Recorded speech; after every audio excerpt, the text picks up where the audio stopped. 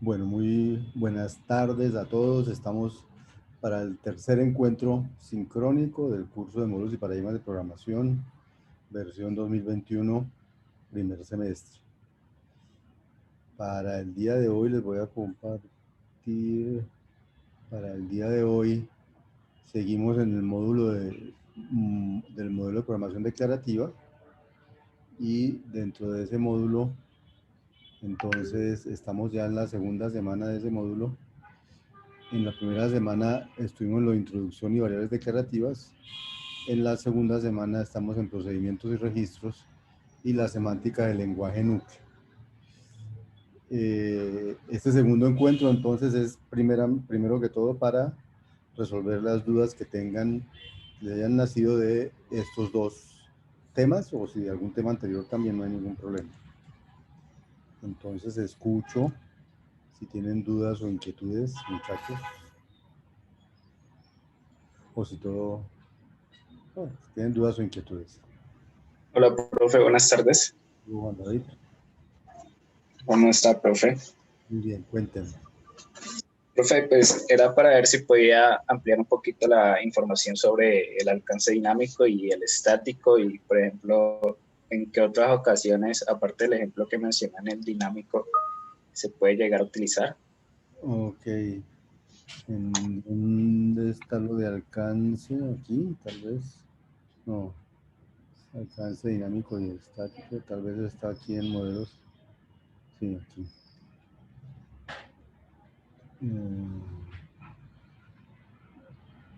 Alcance. ¿Dónde está el alcance?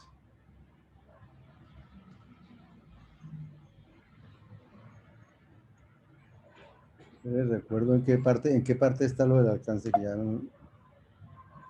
Creo que está en la parte de la semántica del Aquí, lenguaje núcleo, está, profe, aquí está. creo. Sí, ya lo encontré, ya lo encontré. Hola Oscar, ¿cómo estás? Bienvenido. Hola, profesor, buenos compañeros. Bueno, entonces, alcance. Me han preguntado sobre ampliar un poco lo que es alcance dinámico y estático.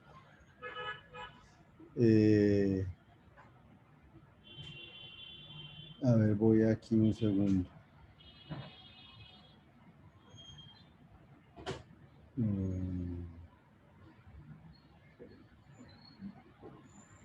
Aquí.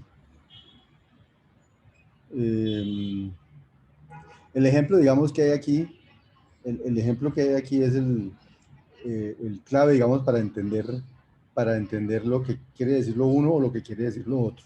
En este ejemplo, digamos que se crean dos variables, luego se crea un procedimiento que se asocia con la variable Q, luego se crea un procedimiento que se asocia con la variable P y que dentro de su cuerpo invoca a Q, luego se crea una nueva variable local Q, ¿cierto? Con este mismo nombre, pero es una variable diferente, se crea un procedimiento que se llama Q, y luego aquí se invoca a P con, digamos, el parámetro hola, y la pregunta que se hace es, bueno, ¿qué respondería el programa en pantalla si se corriera?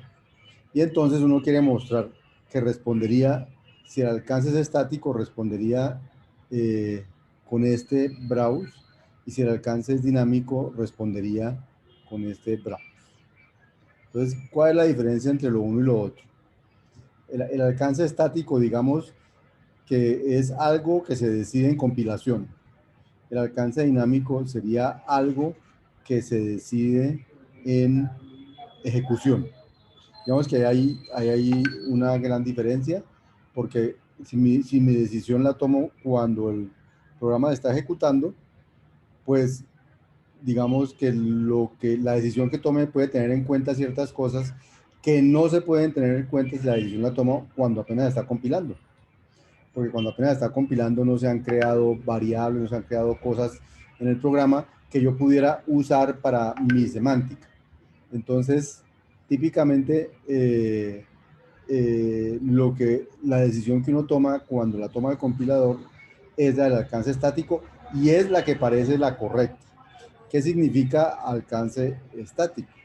Significa que cuando yo leo este procedimiento, cuando me definen este procedimiento y yo veo esta invocación a Q, entonces inmediatamente en compilación, no esperando ejecución, yo digo, ve, están haciendo un llamado a Q, luego Q debe ser un procedimiento, y entonces busco en mi alcance el procedimiento que se llame Q, y digo, cuando vayan a invocar a este procedimiento P y vayan a llamar el cuerpo, esta Q está directamente ligada con esta de acá.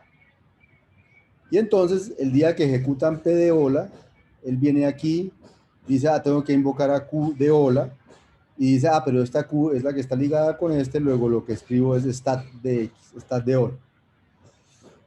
Y por eso, a eso se llama, bueno, digamos, él escribe stat de hola porque ese es el comportamiento si el alcance es estático, es decir, en compilación, cuando aquí pusieron Q, yo me di cuenta que Q ya estaba declarada y la ligo con eso.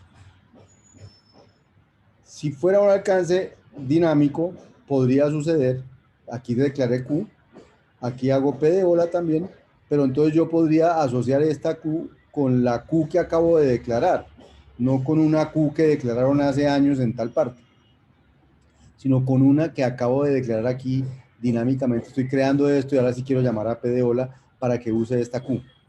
Entonces, si esa es la semántica que yo quiero, la Q que él va a llamar es esta de acá y ese sería el alcance dinámico. Pero obviamente eso no lo podría hacer el compilador, porque el compilador no sabe ni siquiera que aquí va a pasar eso. El compilador puede saber cuando ejecuta P de hola que están invocando a Q y podría mirar que acaban de crear una variable que se llama Q y llamar a esta, invocar esta. Pero eso es en ejecución. En compilación es imposible darse cuenta de eso porque él no va a ejecutar todavía. Entonces, a este tipo de alcance se llama estático y a este dinámico. Implementar alcance dinámico es muy camelludo, porque es muy camelludo ¿en qué sentido? En el sentido que la semántica es bastante, mucho, la semántica es imprevisible, porque entonces yo no sé finalmente a qué se refiere Q. O sea, cuando yo invoco P, yo no sé qué va a hacer esto porque yo no sé quién es Q. Básicamente lo voy a saber en ejecución. Entonces uno no podría saber realmente como la semántica de eso. ¿Por qué se habla de alcance dinámico? Entonces se habla de alcance dinámico porque muchas veces sucede que usted quiere que un código se ejecute en una máquina remota y no en su máquina, como pasa cuando usamos nuestro navegador. Cuando usamos nuestro navegador, muchas cosas suceden en la máquina nuestra, hay cálculos que suceden en la máquina nuestra, aunque haya sido compilado, por eso lo corre en el mismo browser que se llama Chrome, que no sé qué. Entonces, hay funciones, digamos, que son implícitas al navegador, que se pueden llamar dentro del código de la página, pero la función que uno llama es la que corre en mi equipo, así el código haya sido creado en un equipo externo. Entonces, en esos casos se usa mucho el alcance dinámico, porque yo quiero que el proceso se ejecute en la máquina donde voy a poner el código, no que el proceso se ejecute en mi máquina en la nube y yo le mande el resultado. Entonces, dependiendo de lo uno o de lo otro, el alcance es estático o dinámico, pero típicamente los lenguajes de programación por defecto, el alcance es estático, a menos que uno quiera hacer una cosa diferente y tendrá que buscar la manera de hacerlo dinámico. No sé si eso responde a tu inquietud, Juan David. Sí, profe. Muchas gracias. Bien. ¿Qué más, muchachos?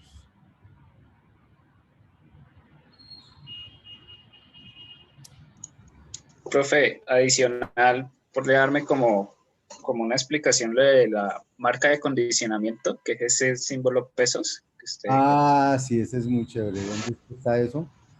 Aquí también, ¿cierto? Creo que sí, es que no me acuerdo dónde es que lo vi. Por aquí, un segundo.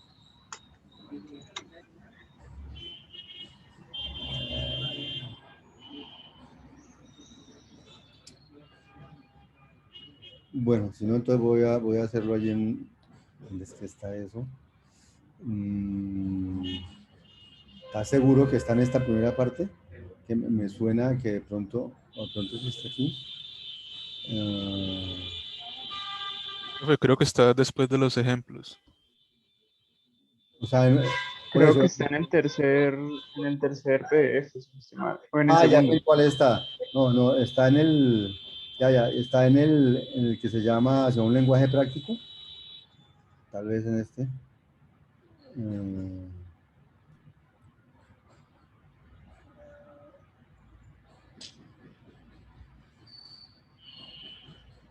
sí, yo creo que está aquí. Un segundo.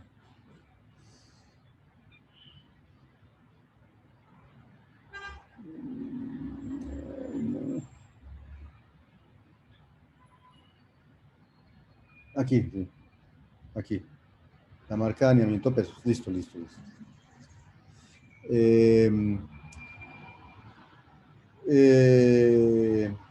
Venga, abro un. Voy a abrir Mozart aquí un segundo. Mm.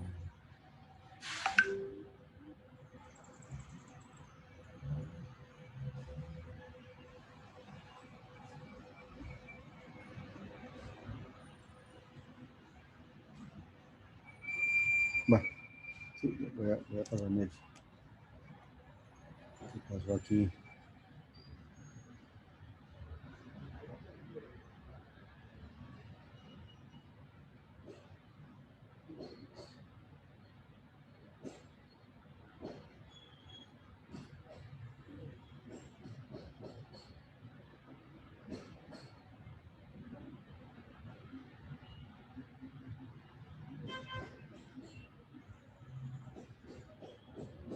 Vamos cualquiera de estos sencillos.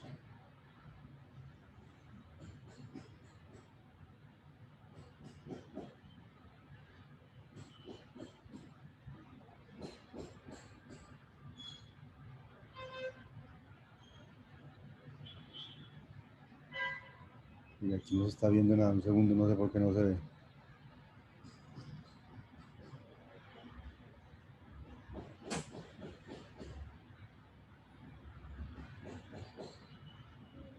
No sé por qué yo no veo, un segundo.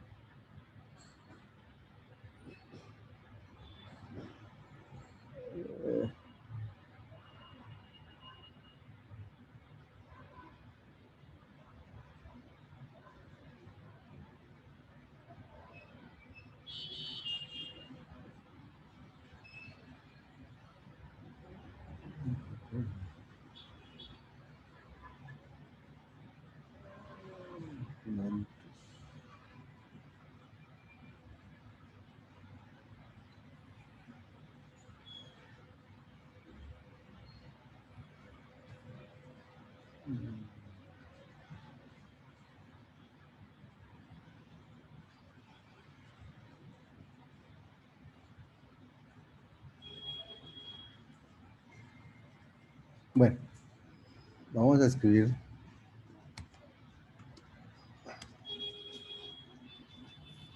esto.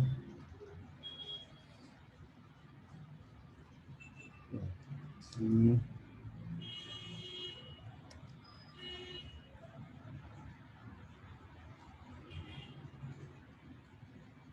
Un segundo, muchachos, qué pena. Un segundito. Ah, sí, ahora sí. Ahora sí creo que abrí bien.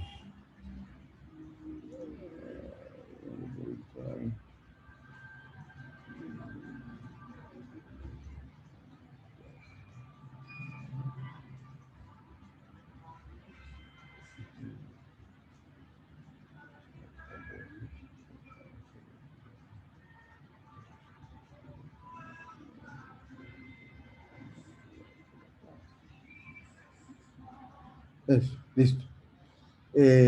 No sé si ahí alcanzan a ver.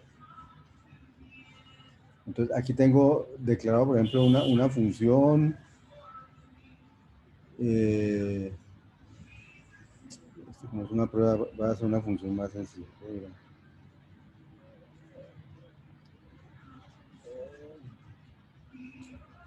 Vamos a declarar una función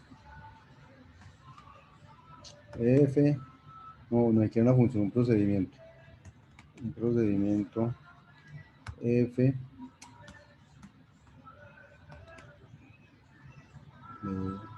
Que recibe A y B. y que lo que hace es, por ejemplo, colocar en B el valor de A multiplicado por A. ¿Qué cosa es? Listo. Entonces, voy a usar ese procedimiento. Entonces, una manera de usar ese procedimiento es, por ejemplo, decir, crear dos variables, declaro X y Y. Voy a decir que X es igual a 5 y voy a decir, voy a invocar a F con X y Y voy a decirle que me muestre el valor de Y.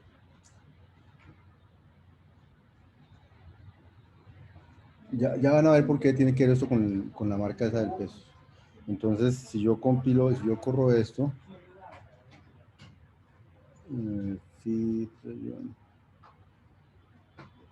entonces aquí me sale que Y es 25, porque si X es 5 y y F lo que hace es coger B y hacerlo A por A, pues coge Y, le pone A por A y es 25 y ya se acabó. Bien, uno podría, entonces, la marca de pesos que dice aquí es una manera de volver una declaración, una expresión que devuelve algo. ¿Me explico? Si uno, yo podría escribir esto mismo, o esto mismo parecido. Voy a ponerle otro valor a X. Aquí voy a llamarlas diferentes. Z y W, para no confundirlos ahorita. Digamos que Z es 7. Y quiero invocar a F. Yo quisiera, a ver, ¿qué es lo que yo sé que si yo invoco a F de ZW, en W va a quedar el cuadrado de Z. Pero yo no quiero decir, lo que quiero ver es el resultado. Entonces, el resultado del cuadrado de Z. Entonces, yo podría decir, no quiero invocar el procedimiento FZW, que pone en W el resultado de Z al cuadrado, sino que quiero que en lugar de W me devuelva, en lugar de que ponga en W el valor, en esta expresión devuelva el valor. Entonces, ¿qué valor va a devolver? El del sitio donde puse el peso. Como ahí debe haber una W, entonces va a devolver lo que debería ir ahí.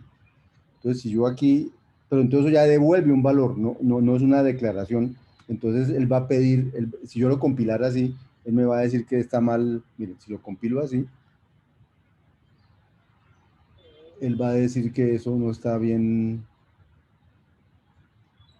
Él va a decir error, está mal usado este marcador. ¿Pero por qué? Porque no encontró a quién darle la respuesta. Pero si en cambio yo le digo browse esto, entonces como él está devolviendo algo, ya encontró quién se lo reciba, y ese que se lo reciba es el browser, entonces él sí ya no va a poner problema por eso. Miren, Z, 49. ¿Sí? O sea que yo puedo, mucho donde ponga el pesos, significa que el valor que iba a poner en esa variable lo devuelve esta expresión. Por eso, cuando yo escribo proc FAB, bueno, estas cosas, esto que escribí aquí, si lo vamos a ver en el lenguaje núcleo, esto es lo mismo que haber escrito F igual, y aquí en lugar de F, pesos. Entonces, cuando yo digo F es igual al procedimiento que recibe A y B y que pone en B igual a A por A tal, es exactamente lo mismo que tenía de llamar a esto F. Esto realmente es lo que sucede por dentro. Uno no nombra los procedimientos, sino que uno guarda los procedimientos en una variable. En este caso se llama F. Entonces el nombre de la variable se vuelve el nombre del procedimiento. Entonces voy a guardar en F el procedimiento y luego lo uso, y aquí sucede exactamente lo mismo que lo que sucedió ahorita. No sé si eso responde a tu pregunta, si entiendes cuál es el objetivo o qué es lo que hace esta marca, que está en varios sitios.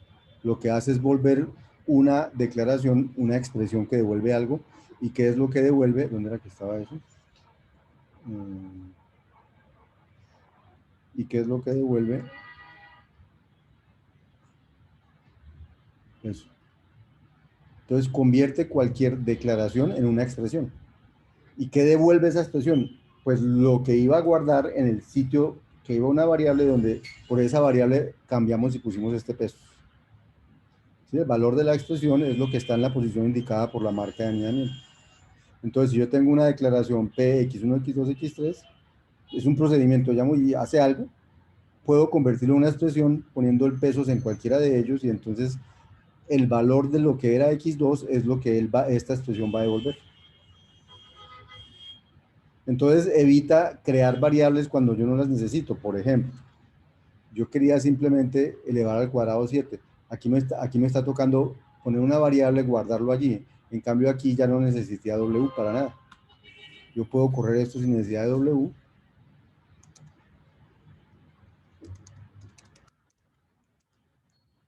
Puedo correr eso sin necesidad de W y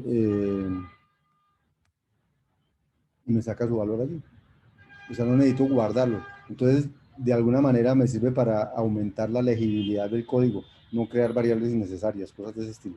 Aunque al principio cuando uno lo lee, lo que hace es esconder la legibilidad, porque uno no sabe para qué sirve ese peso. No sé si eso responde a tu pregunta.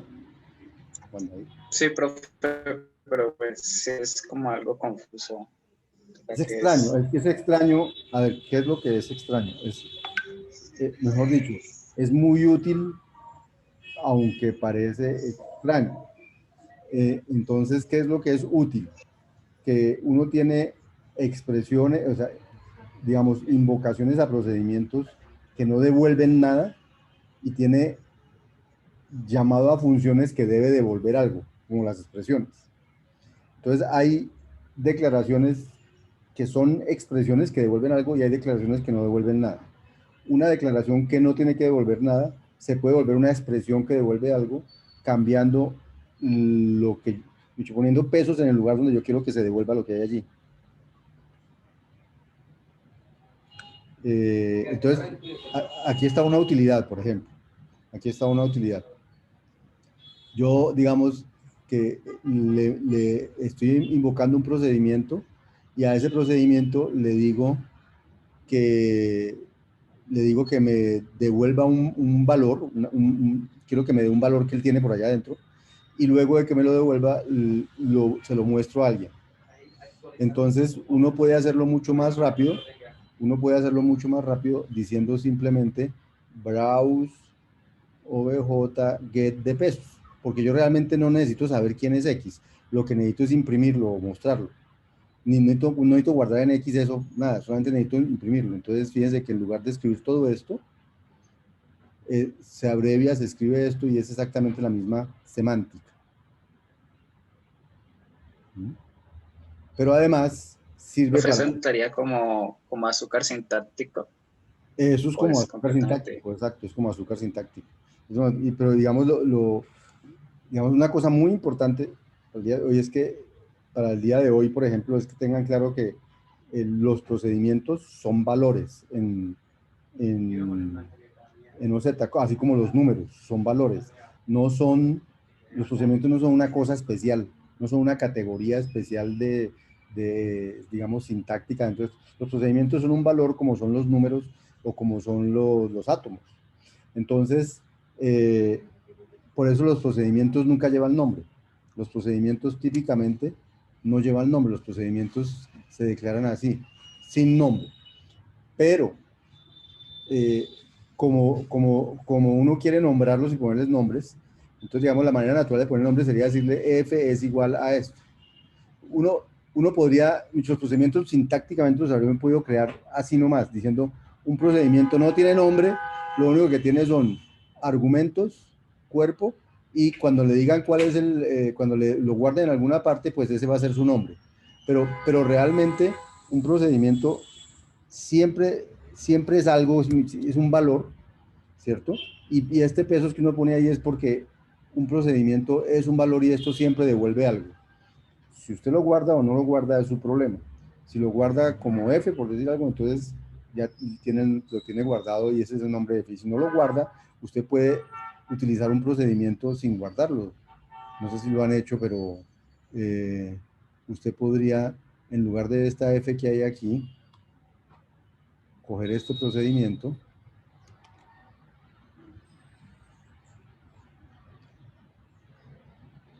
inclusive esta Z no la necesitamos, la podemos quitar, podemos decirle a este procedimiento, se lo voy a mostrar aquí más bonito, este procedimiento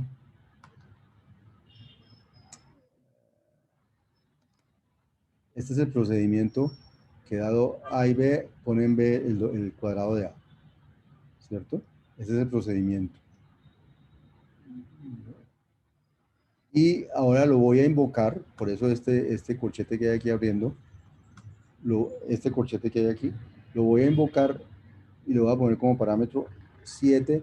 Y el segundo parámetro no se lo voy a poner, sino que voy a poner el símbolo pesos para que lo devuelva. O sea, el A y el B son este 7 y este peso.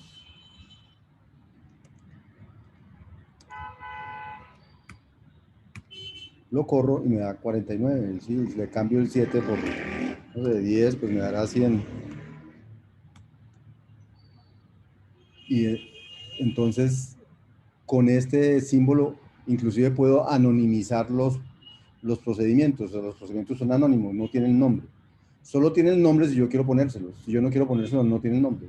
Pero se crean y puedo trabajar con ellos aunque no tengan nombre. Entonces es algo muy útil para los lenguajes declarativos.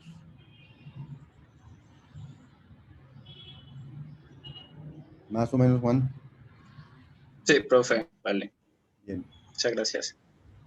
Ya también llegó Mayra. Hola, Mayra. Bueno, más preguntas, inquietudes.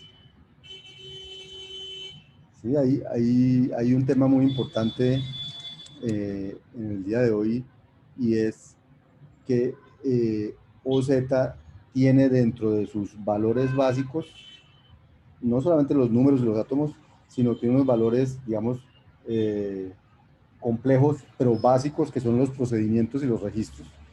Y es muy importante, dicho, eso es lo que le da una potencia especial al lenguaje, que los procedimientos sean valores y que los registros sean unos valores. Con los registros podemos hacer cosas simbólicas, mientras que con los procedimientos podemos hacer, ¿cómo se llama? Programación de alto orden, embebimiento, genericidad y ese tipo de cosas. Entonces, es importante que entiendan esos tipos de datos porque van a ser fundamentales para las capacidades que tiene nuestro lenguaje declarativo.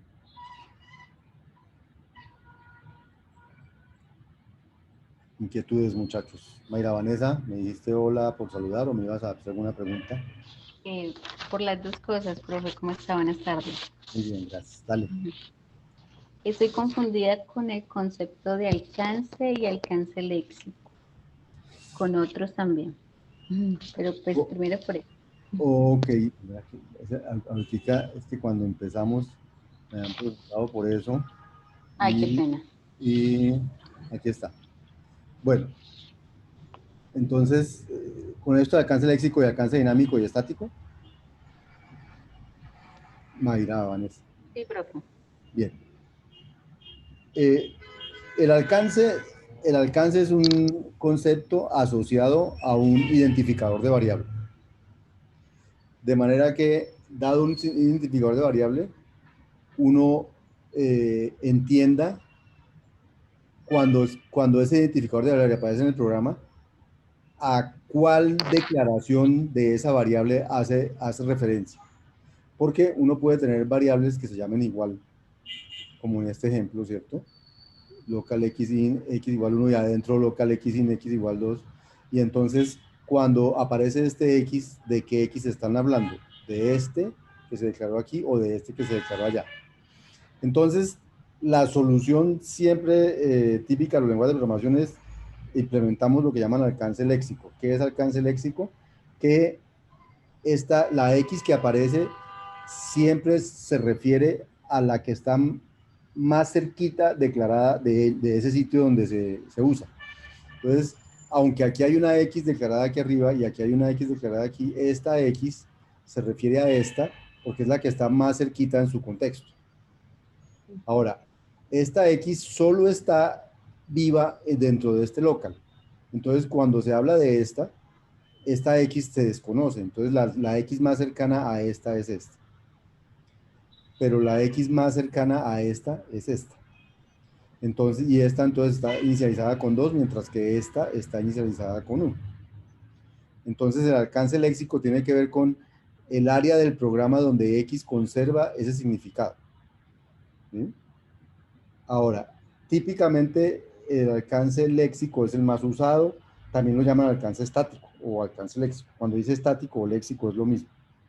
La diferencia entre alcance léxico y alcance estático la mostré ahorita con este programa.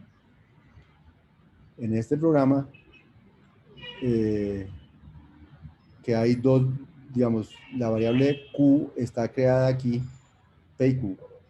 Q es un procedimiento, P es un procedimiento, y luego se crea otra variable Q adentro de este contexto, otra variable Q que se asocia con otro procedimiento, y alguien invoca a P, y resulta que P lo que hace es invocar a Q.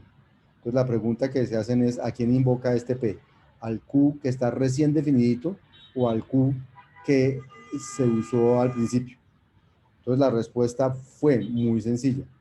Este Q tiene que ver en alcance léxico con este Q, que es el que está más cerquita, es la declaración más cerquita que hay de Q es esta. Entonces este Q es este Q, típicamente.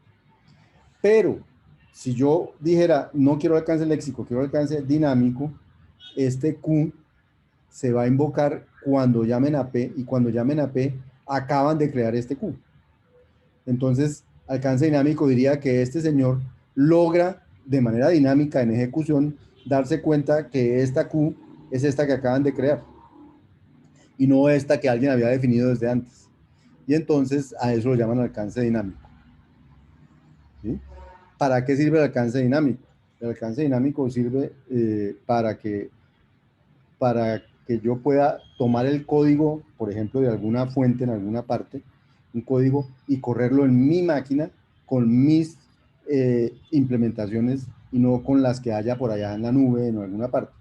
Pues típicamente los navegadores web tienen un montón de funcionalidades que corren en la máquina en la que uno tiene su navegador. Entonces, a pesar de que el que hizo el programa llama a una función que hace tal cosa, pues esa función que hace esa cosa está corriendo en mi máquina y no está corriendo con el código que trabajo en ninguna parte. Entonces, en esos casos está corriendo con un alcance dinámico. Se da cuenta que está corriendo en la máquina de acá y toma la definición de Q de la máquina de acá y no la definición de Q de la máquina donde crearon el código y lo probaron y todo eso. Lo que es importante es que esas cosas funcionan sí, solo sí, uno sabe, o sea, la semántica del que tiene la máquina es la misma del que lo hicieron. Entonces, por eso funciona con los navegadores.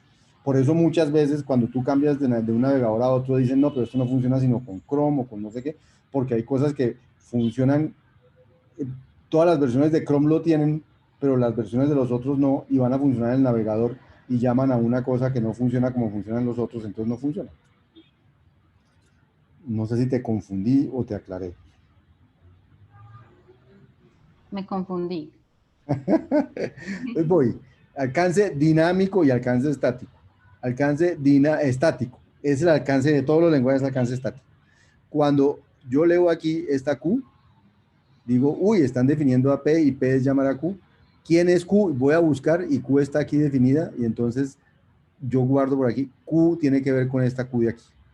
Entonces cuando aquí llaman a P de hola, yo no me preocupo por lo que haya pasado atrás, simplemente digo, cuando definieron P, Q era esto. Por lo tanto, yo voy a escribir stat de X, stat de lo que me mandaron.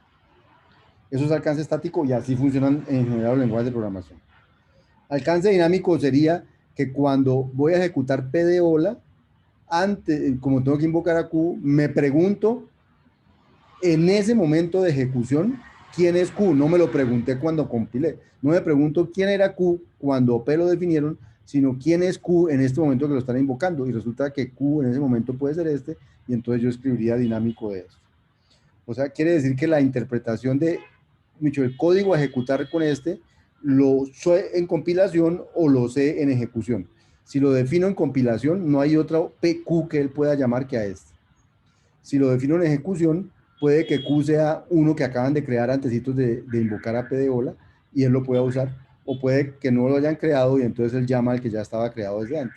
Pero digamos que eso lo hace dinámicamente y por eso se llama alcance dinámico, porque yo decido en tiempo de ejecución a quién hay que invocar o a quién hay que llamar. Cuando lo defino en tiempo de compilación, entonces eso se llama alcance estático. Ya mejor, profe, muchas gracias. Pero tenías más preguntas, me dijiste. ¿O quién más? Sí, profe. Y El dale. concepto de pila semántica tampoco lo entendí muy bien. ¿El concepto de? Pila semántica.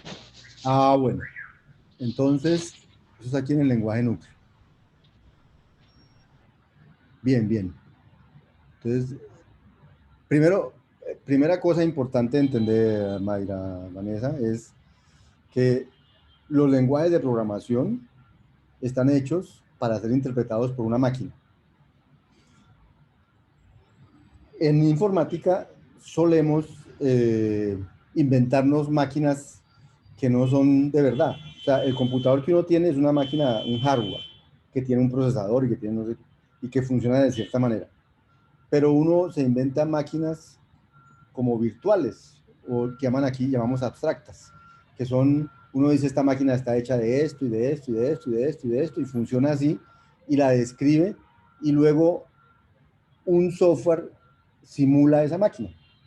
Y entonces finalmente mi lenguaje puede correr en una máquina que no es una máquina real, como esta, sino en una máquina abstracta. Entonces, eso es lo que se llama una máquina abstracta. Una máquina abstracta es una máquina, o sea, una máquina que va a entender el lenguaje que yo le diga, pero lo va a entender como yo le diga, pero no necesariamente es una máquina concreta, no necesariamente es un computador, sino que es una máquina virtual, no es tangible, pero es una máquina. Entonces, una máquina para nosotros, los de la computación, siempre está compuesta de componentes. En nuestro caso, en este modelo, la máquina abstracta tiene dos componentes, solo dos componentes. La máquina abstracta tiene una memoria o un almacén, que se llama almacén de asignación única, y la máquina abstracta tiene otra cosa que se llama la pila semántica. O sea, conceptualmente es un componente de la máquina abstracta, la pila semántica, y el otro componente es el almacén, donde se guardan las variables y sus valores. ¿Listo? Ahora, para describir el comportamiento de la máquina, cuando yo le paso un programa, este es un programa,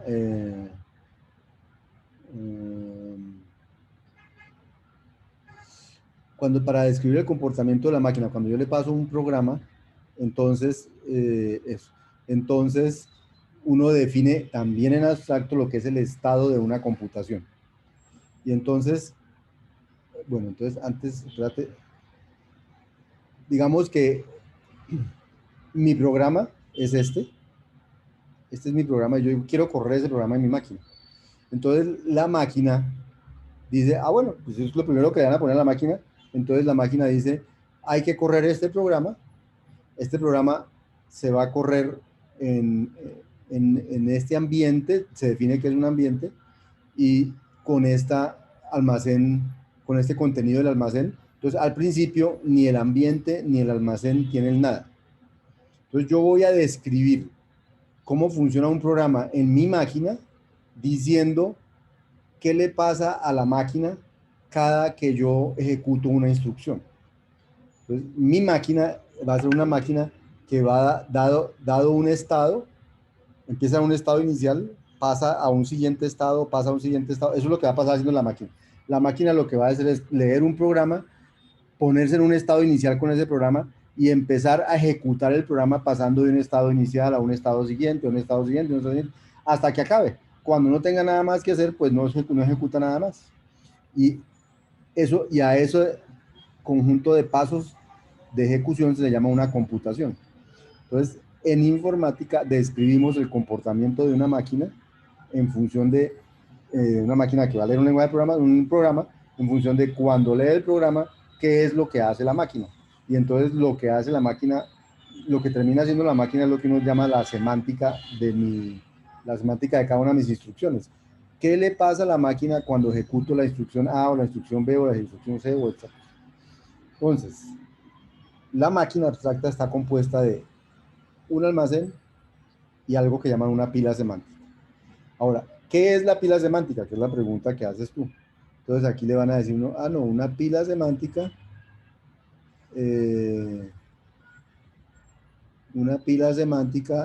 está compuesta de, ¿dónde está la? Una pila semántica es eso. En un minuto. La pila semántica es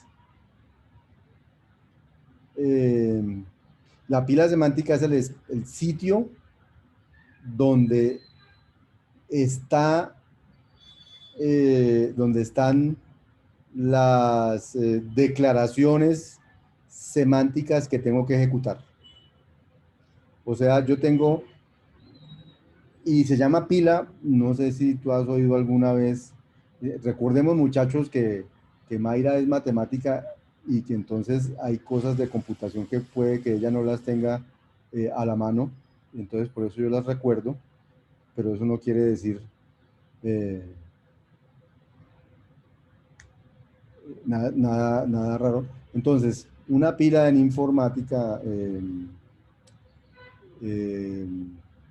Mayra, es una pila, haz de cuenta, es como una cajita en la cual yo voy metiendo cosas. Entonces, yo puedo meter ahí una cosa y la siguiente la pongo encima de ella y la siguiente la pongo encima de ella y la siguiente la pongo encima de ella. Entonces voy empilando una sobre otra. Entonces a esa estructura donde yo voy metiendo una cosa encima de otra se le llama una pila. En este caso se le llama pila semántica porque me va a permitir darle significado a las instrucciones o declaraciones del lenguaje de programación. Entonces, ¿qué hay en esa pila? En esta pila semántica, ¿qué hay? Hay muchas, cada cosita de estas, cada rayita de estas es una declaración semántica. ¿Qué es una declaración semántica? Una declaración semántica es una instrucción de la máquina y un ambiente en el cual se va a ejecutar esa instrucción. Por eso, cuando llegamos aquí a hablar de la máquina abstracta y todas esas cosas, entonces se empieza a hablar de ambiente, de almacén de asignación única, de declaración semántica, son todas definiciones para poder, en teoría, definir qué es mi máquina. Entonces, matemáticamente, mi máquina abstracta consta de dos componentes, un almacén y una pila semántica. ¿Qué es el almacén? El almacén es el espacio donde yo guardo variables declarativas. ¿Qué es una variable declarativa? Fue lo que vimos la semana pasada. Entonces, las variables declarativas son los entes de esa maquinita en el cual yo tienen una identidad y pueden tener un valor, o pueden no tener valor, o pueden tener un valor parcial, etc. Y mi almacén es donde yo guardo eso. Mi pila semántica es donde yo guardo las declaraciones semánticas que se están ejecutando y se guardan en la forma de pila, es decir que la última que entra es la primera que sale, lo último que entra, si alguien va a mirar qué es lo primero de esta pila, es lo último que entró. Entonces, pues se llama pila. Y está hecha de declaraciones semánticas que son declaraciones y ambientes. La declaración, ¿qué es? Una declaración es una de las instrucciones de mi lenguaje de programación. Y el ambiente es una asociación que asocia variables, identificadores de variables con variables declarativas. O sea que el ambiente es el que me permite relacionar identificadores de mi lenguaje de programación con elementos del almacén. ¿Vamos ahí? Sí, profe. Bien. Entonces, esa es la pila semántica. Ahora, para describir qué es una computación, entonces yo digo, voy a hacer otra abstracción, voy a decir, una máquina, o sea, un computador, lo que hace son computaciones. ¿Qué es una computación? Una computación es una secuencia de pasos para ir de un estado inicial a un estado siguiente, a un estado siguiente, para empezar desde un estado inicial a ejecutar y ejecutar y ejecutar pasos. Y cada paso lo que hace es cambiar mi computador de estado. ¿Qué es el estado de mi computador? El estado de mi computador está compuesto por una parejita. ¿En qué estado está la pila semántica? ¿En qué estado está el almacén de variables declarativas? Por eso, o sea, ¿en qué estado está mi máquina abstracta? ¿Qué hay aquí adentro y qué hay aquí adentro? Y eso me describe el estado de mi máquina. Y luego yo voy a hacer toda una teoría para decir cómo pasar de un estado a otro. Y la manera de pasar de un estado a otro depende de quiénes son las declaraciones que yo voy a ejecutar. Entonces, si voy a ejecutar un skip, entonces pasa lo siguiente. Entonces, casi toda mi semántica la voy a describir en función de si esto era lo que había en la máquina abstracta, después de ejecutar esta instrucción, esto es el estado de la máquina abstracta. Esta, por ejemplo, es para el skip. Luego viene para la secuenciación. Entonces, si antes de ejecutar esa instrucción, la máquina abstracta estaba así, y la primera ejecución para ejecutar era una secuenciación, entonces después de ejecutar esa instrucción, desaparece, entonces el estado de la máquina es este. O sea, desapareció esta declaración semántica de la pila, la consumió, la saqué de la pila, pero metí en la pila dos nuevas declaraciones, esta y esta. Y cuando pasó eso, ya ejecuté la declaración de 1 de 2E. Entonces la semántica de mi declaración es en qué estado quedó la máquina abstracta después de ejecutarla, si antes estaba así, después de ejecutarla, cómo quedó. Entonces, esa es la semántica, el significado de una declaración es lo que le hace a la máquina, lo que le hace al estado de la máquina abstracta. Como el estado está definido por la pila semántica y el almacén de variables declarativas, entonces lo que yo hago es dibujar cómo era el estado antes y cómo sería el estado después de ejecutar esta instrucción. Y así lo hago para todos. Lo hice para el skip, para el skip hay una cosa así, para la declaración que es secuenciación hay una cosa así, para el local igual hay una cosa así. Si antes de ejecutarlo aquí había un local y luego están las otras, y aquí está el almacén y el ambiente era este, entonces después de ejecutar esa instrucción, fíjense que la siguiente instrucción a ejecutar, o sea, yo ya esta la saqué de allí, y ahora quedó para ejecutar una más chiquitica, que es esta S que había aquí adentro, pero esa S se ejecuta en un ambiente en el cual el ambiente ya no es el original, sino el original extendido con alguito, porque ya esta variable X existe, y en la memoria esa variable X está sin ligar. O sea, la memoria es la memoria que había antes más alguito sin ligar. ¿Sí? Entonces, este es el mecanismo por el cual definimos la semántica del lenguaje de programación.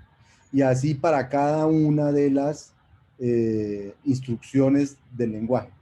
Como este lenguaje tiene unas declaraciones que se suspenden y unas que no se suspenden, entonces dividimos la semántica en las declaraciones que se suspenden y las declaraciones que no se suspenden. Y eso fue lo que hicimos. Ahora, dentro de las declaraciones que se suspenden está la invocación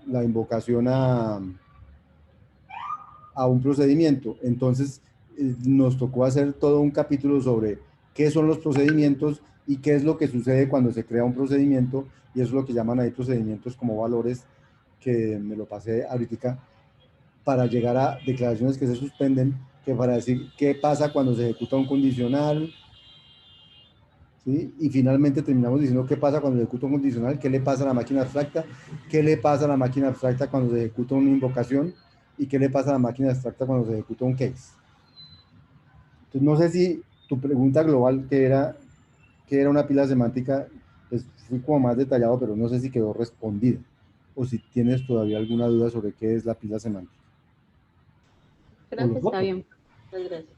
Otros muchachos también pueden tener dudas o que les nacen cuando yo les voy hablando, ¿no?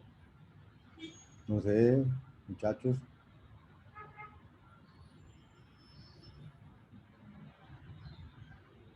O más inquietudes de Viviana, Mayra Vanessa.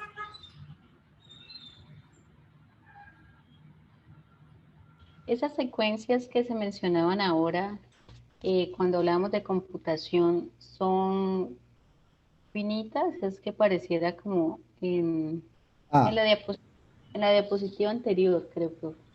muy buena pregunta, muy buena pregunta, muy buena pregunta. ¿Esto es finito? O sea, ¿la computación termina siempre? Entonces resulta que puede no. Uno puede hacer un programa que nunca termina, ¿sí?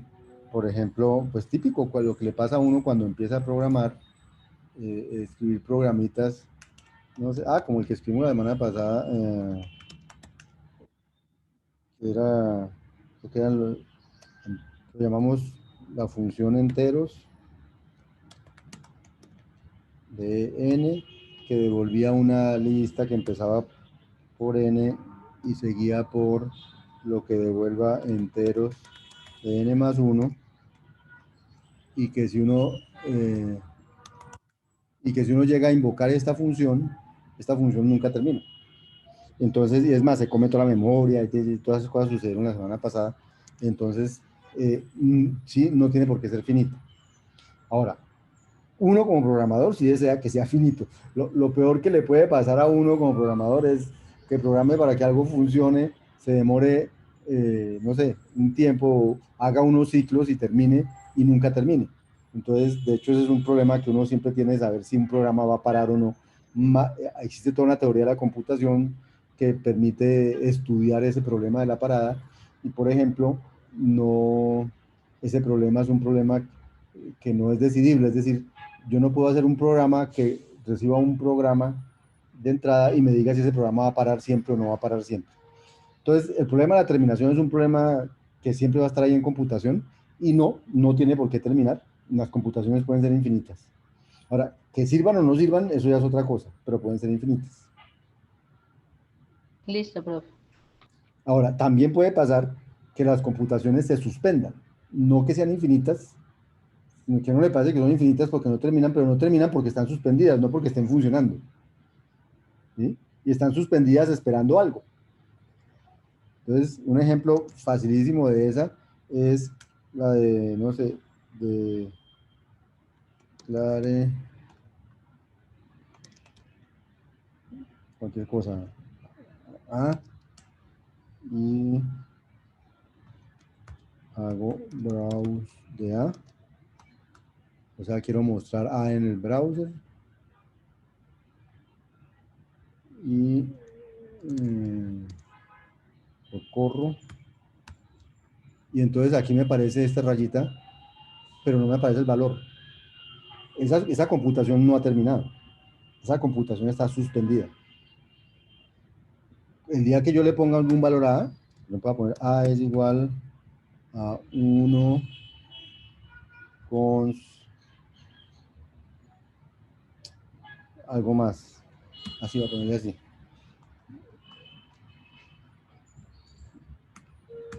Entonces pone 1 y aquí me dice, pero me falta el resto porque el resto no lo ha puesto. O sea, sigue suspendida hasta el día que yo cierre esto, si lo puedo cerrar, y cuando se cierre, que terminó la computación. Pero las computaciones pueden parecer infinitas, pero a veces no es que estén infinitas, sino que están bloqueadas por algo y no progresan. ¿Mm? Profe.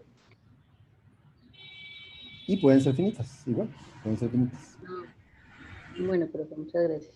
¿Sí? Ahora, para ti que eres matemática, me parece que esta descripción es una descripción que en informática la llamamos, es una sintaxis, una semántica operativa. O sea, nosotros describimos lo que hacen las diferentes instrucciones del lenguaje sobre la máquina, lo describimos diciendo qué le pasa a la máquina. Eso se llama una semántica operativa. Pero también existen semánticas denotacionales, o semánticas axiomáticas que usan la lógica o que usan objetos matemáticos para describir lo que sucede, pero en informática es muy frecuente usar lo que llaman la semántica operacional, que es esta. ¿Qué le pasa a la máquina cada que se ejecuta una de esas instrucciones? Y así se describe lo que le pasa a la máquina. ¿Sí? Ah, bueno, profe, muchas gracias. ¿Qué más inquietudes tienen, muchachos? Miren que es muy importante haber entendido qué es un procedimiento, ¿cierto? Un procedimiento es un valor que se crea, pero lo importante es que un procedimiento... ¿Dónde es que está que es un procedimiento? Aquí.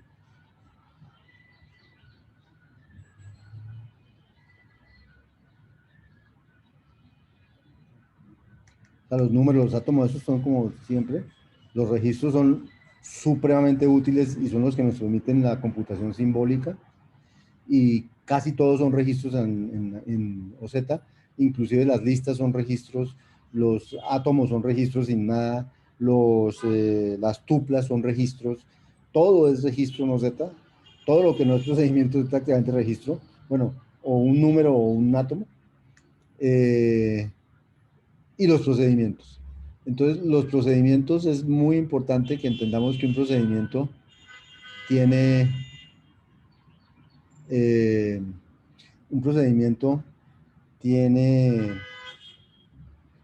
pero está aquí adelante un segundo. Eso. No, aquí no. Un procedimiento. Aquí, eso está aquí en este. Los procedimientos como valores. Eso. Un procedimiento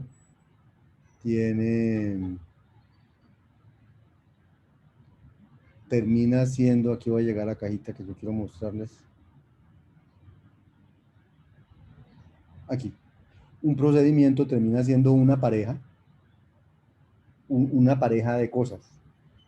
¿Qué son esa pareja? Por un lado, ¿quiénes son o sea, el procedimiento como tal, o sea, quiénes son los argumentos del procedimiento y cuál es su cuerpo? O sea, como, digamos, la sintaxis del procedimiento, cuáles son sus argumentos y cuál es su cuerpo. Pero tiene asociado también una cosa muy particular que se llama el ambiente contextual. El ambiente contextual es eso que me permite determinar con quién están asociadas otras variables que el procedimiento menciona, pero que no define. Entonces, es posible que un procedimiento esté declarado con unas variables, pero aquí adentro en el cuerpo mencione esas y otras variables. Entonces, esas otras variables que no hacen parte de la entrada al procedimiento tienen que estar guardadas en el ambiente contextual, para que el día que invoquen al cuerpo, yo tomo estas de lo que me manden en la invocación, pero las otras que menciona el cuerpo y que no están mencionadas aquí en los argumentos, las tomo del ambiente contextual. Ese es el asunto clave de qué es un procedimiento. Es una pareja que tiene sus argumentos formales y el cuerpo, y aquí tiene con quién están asociadas los otros identificadores de variables mencionados aquí, que no son los argumentos. Entonces, necesito saber con quién están asociados al momento de definirlo, para que el día que lo invoquen, yo poder correrlo y poder dar respuesta. Si no, no voy a poder.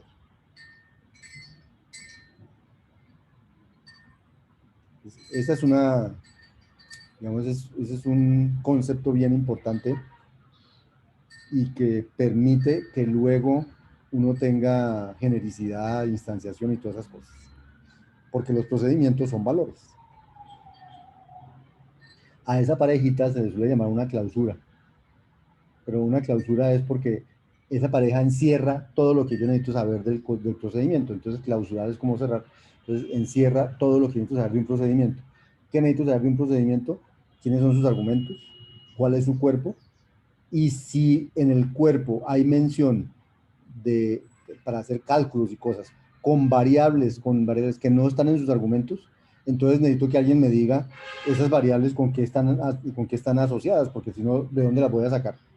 Entonces, eso me lo dice el ambiente contextual. Y el ambiente contextual se crea cuando se define el procedimiento, el momento en que lo están definiendo. ¿Mm? Por ejemplo, les voy a mostrar un ejemplo aquí de esas cosas.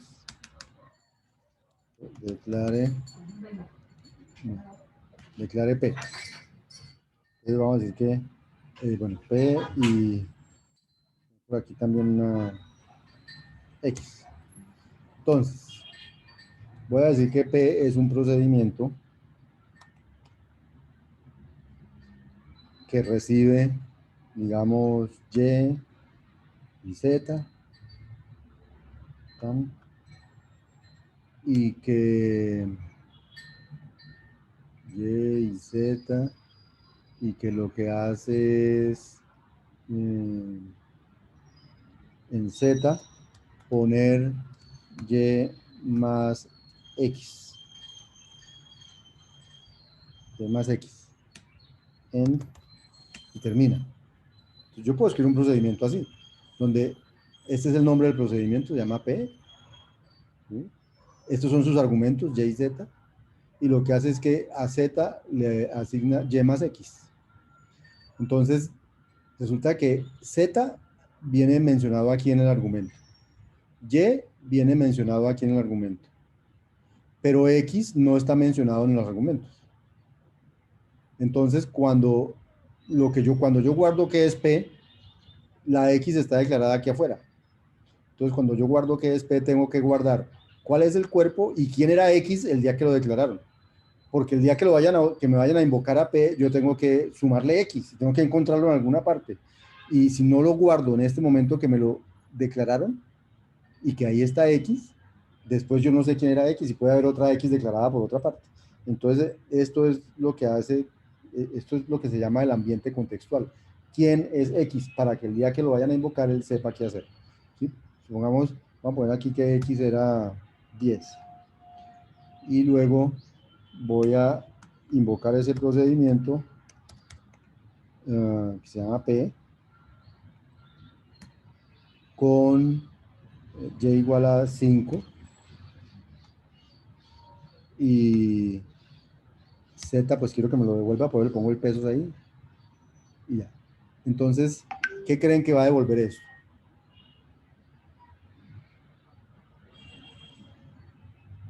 ¿Qué creen que va a devolver esto?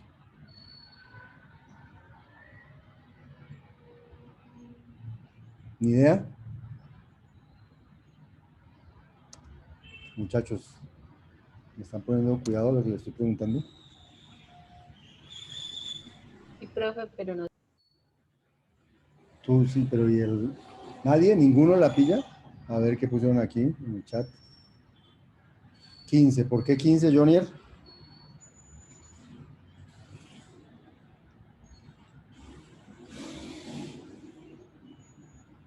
¿Qué se me hizo? Se me blanqueó esta cosa.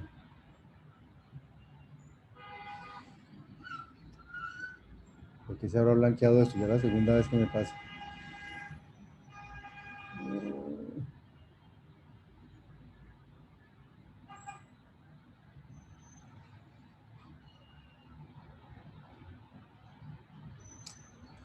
¿Por qué se me blanqueó esta cosa?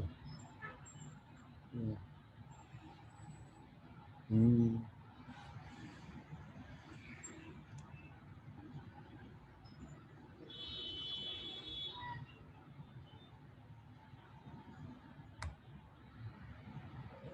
Ay, yo no sé por qué se blanqueó esto. Es la segunda vez que me pasa hoy.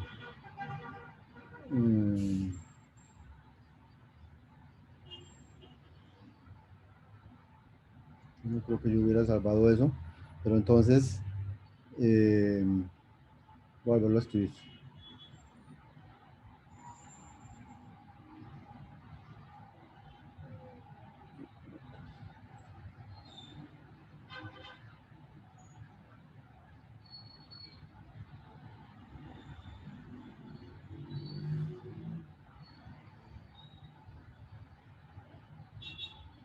Bueno,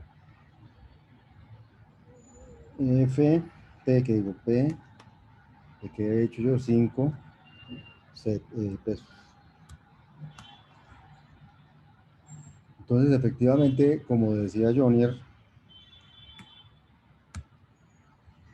aquí va a ser un 15, porque cuando él va a correr este llamado, él dice, bueno, pesos es Z, entonces lo que él va a calcular es Y, que es 5, más X, ¿y quién es X? Pues X es el 10 que había aquí. Entonces, y él lo tenía guardado, no es que él se haya ido a ver quién era X, él ya tenía guardado que X era 10 y por eso le dio 15. Entonces, ¿dónde tenía guardado él eso? Pues un procedimiento no es solo su cuerpo, él tenía guardado quién es su cuerpo, pero también tiene guardado cuál es el ambiente contextual. Y por eso pudo dar esa respuesta. Entonces es muy importante entender cómo funcionan los procedimientos. ¿Sí? O sea, ¿qué guarda un procedimiento? Ya, eso es importantísimo. Después, cómo funciona el condicional. Esas que se suspenden significa, las que se suspenden no es que aborte la computación, sino que queda suspendida hasta que algo suceda, hasta que suceda que la condición de activación. Si la condición de activación nunca sucede, pues esa computación no es que haya abortado, sino que nunca terminó, quedó suspendida. O sea que aquí una computación puede terminar, puede quedar suspendida o puede no terminar nunca y ser infinita. Cualquiera de las tres puede pasar.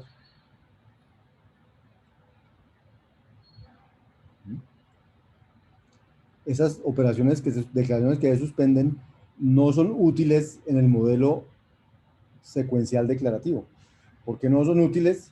Porque si yo estoy en un modelo secuencial de ejecuto una instrucción, después otra, después otra, después otra, si hay una que se suspende, pues ya no puedo ejecutar nada más.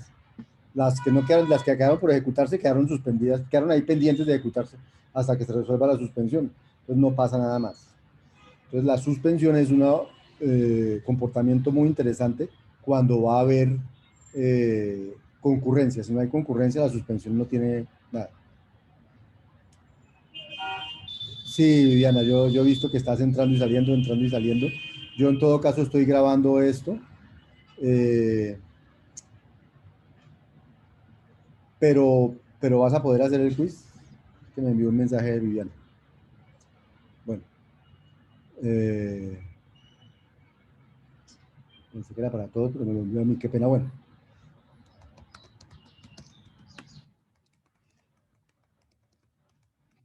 Bueno, más preguntas, muchachos.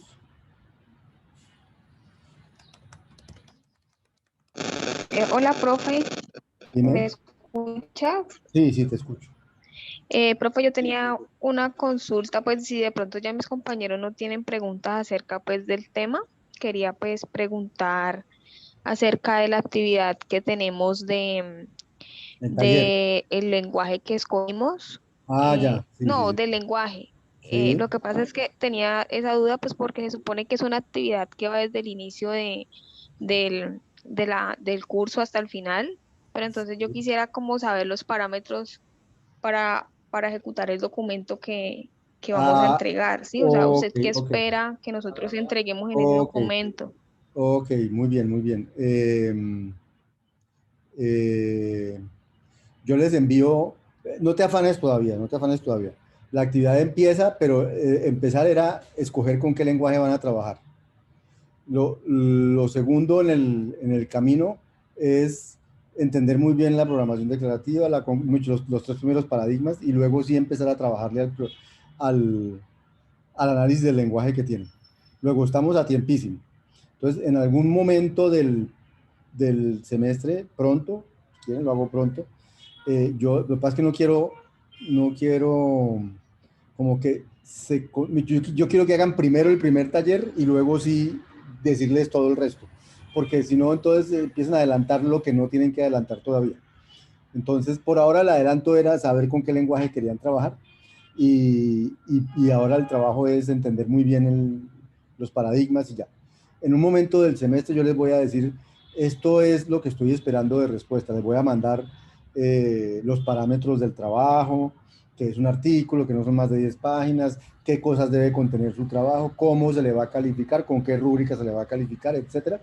pero todavía ni siquiera hemos hecho el primer taller ni de entrenamiento para yo contarles cómo va a funcionar eso. Entonces, no se afanen todavía. Déjenme, no sé, dejen que termine el primer módulo, o sea, el 26 de marzo llegue y allá les cuento todo el resto. Bueno, Viviana. Vale, profe, sí, gracias. Bueno. Más inquietudes, muchachos, o nos vamos para el quiz ya. Profe, ¿para cuándo es el primer taller? El primer taller, actividad general de evaluación, bueno, eso está, eso está por aquí también está. Aquí dice que el 1 de marzo, desde el 1 de marzo pueden empezar a entregar hasta el 14 de marzo. O sea, el 14 de marzo a las 12 de la noche es la fecha límite para entregar el taller por el campus. Ahora, ¿de qué se trata el taller? Ya hoy acabo de abrir el taller, luego hoy podrían entrar, después de que termine el taller de hoy de entrenamiento, entonces voy a abrir el primer taller para que puedan bajarlo y empezar a trabajar en él. Pero primero necesito hacer el de entrenamiento. ¿Listo, Mayra? Sí, profe. ¿Son esos dos que aparecen ahí? ¿O dónde puedo Dime. descargar el taller? ¿Dónde podría descargar los talleres? ¿Ahí mismo? Sí, ¿Esos sí, links? sí. Sí, lo que pasa es que todavía no. O sea, cuando tú entras aquí a actividades de evaluación, taller de programación declarativa, aquí deberías poder descargarlo, pero no lo he puesto disponible todavía hasta que no terminemos la actividad de hoy. Ah, bueno, profe.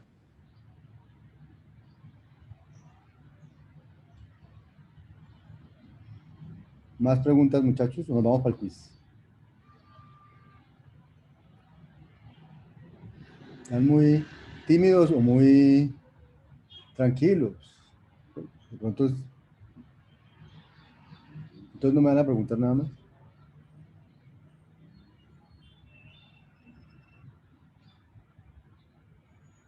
Bueno.